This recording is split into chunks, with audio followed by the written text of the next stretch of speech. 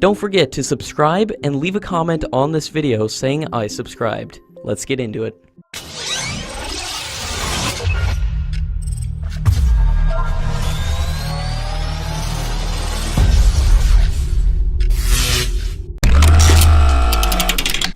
French President Emmanuel Macron has arrived in India on a 4-day visit and was received at the airport by Prime Minister Modi.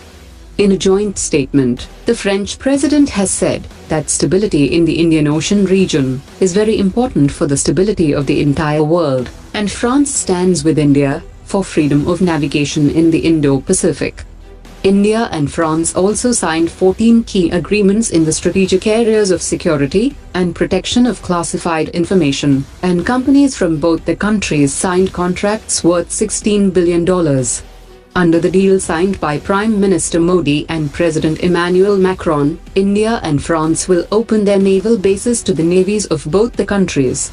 According to sources, India and France are also working on renewing and updating the confidentiality agreement of the sale of Rafale fighter jets. The 10-year confidentiality agreement between India and France was signed in 2008, and it is due to expire this year, and the agreement is expected to be renewed for at least another 10 years.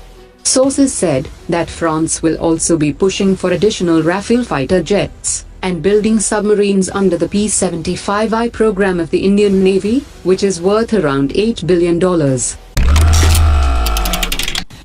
Multiple sources have suggested that China and Russia may have struck a separate preliminary deal for the procurement of additional Su-35 jet fighters. It's also said that China has made it clear that more orders can only come under the parameters of knowledge transfer and localized production of the subsystems and avionics, which is a process to replicate overseas technologies for cheaper and indigenous alternatives. Indian Ministry of Defence is hosting the 10th Defence Expo in Chennai, and unlike the previous editions which had more participation from foreign players, this year the domestic companies are set to get their due recognition.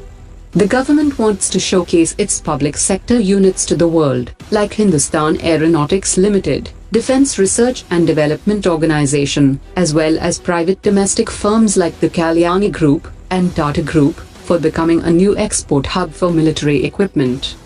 Hindustan Aeronautics Limited will display its advanced light helicopter, which can perform multiple functionalities including both civil and combat, depending on the requirements. As of now, more than 200 Roof helicopters are operating with the Indian Armed Forces. It has also received orders for 73 advanced light helicopter for its Mk3 and Mk4 variants. Airbus has predicted that air passenger traffic in India will grow exponentially over the next 20 years, and India will need 1,750 aircraft to meet this demand. Currently, Airbus holds the lion's share of the Indian market, with 60% of in-service fleet and 70% of the order backlog. Domestic Indian traffic is expected to grow 5.5 times over the next 20 years, reaching the same level as US domestic traffic today, making it one of the fastest growing markets.